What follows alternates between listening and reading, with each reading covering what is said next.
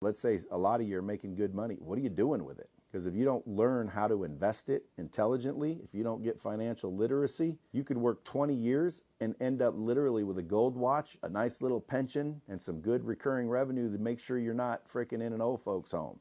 But if you learn how to invest it and you understand how to put it here and let it come back with friends and then put it there and let it come back with friends and constantly take all of your discretionary income and put it in interest-bearing accounts, cash flow, property, et cetera, et cetera, et cetera, et cetera. Then 20 years later, holy shit, man, you got serious coin coming in. And it was literally just from the little tiny things that you changed. It's the little tiny things that you did on a day-to-day basis that other people don't. There aren't major decisions in life. They're all little decisions every day that are so insignificant, people don't realize they're making them. It's like pretend we're in the Matrix and I just unplugged your ass.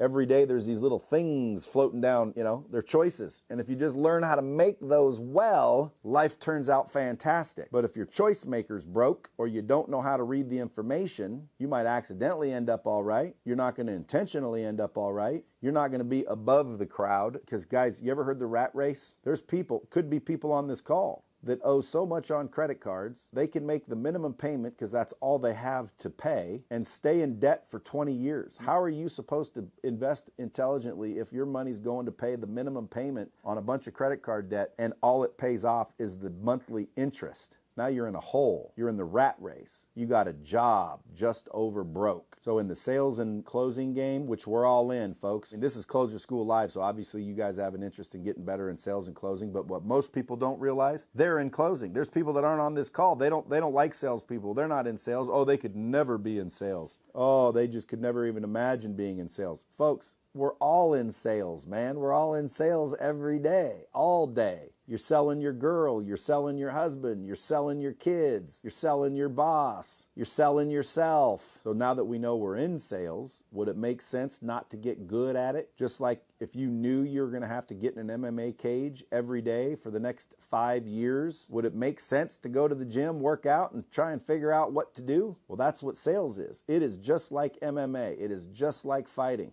And the more you sweat in practice, the less you bleed in combat. So you got to ask yourself, you sweating in practice? Are you even practicing? Are you taking into consideration that this is a freaking skill, a craft that needs to be developed and honed? Are you sharpening your axe? Are you certain? Are you confident? Do you believe? Or maybe you're thinking, well, now after listening to you, I'm not real confident in the shit I'm selling. Good. Then it sunk in. Either get confident in the shit you're selling or sell something else. Don't think I'm going to help you turn into a badass salesman to something you don't believe in, although I could. That ain't how you build it. How you build it is you start from yourself first. You sell yourself on yourself. Okay, you get that self-image, that self-worth, that certainty. And by the way, momentum. You don't have to say, hey, overnight I'm going to be so certain it's crazy. You start reading every day about your product or service. You start studying the industry that you're in. You start becoming the expert where you're having intelligent conversations about the industry that you're in. The product or service, you're probably one of the go-to people at work that everybody goes to. Why? Well, because, dude, you know your shit. And now you start walking around a little bit and it's like, hey, man, go see Mo on that. Oh, dude, go find Mo. He'll help you out. Dude, go find Mo. Where's Mo? Mo can handle this. You'll start to be the go-to person. And then your attitude changes. And then you start to be number one in the rankings. And or you start to outperform yourself. Why? Well, because the image of yourself increased. Why? Because you did little tiny shit every day consistently and you built up value and belief in yourself. And then you created a new self-image. If you guys want homework, I can't force you to buy it, but if I were you, I would go invest in Psycho-Cybernetics by Maxwell Maltz, and I would read it about 10 different times. That's it right there.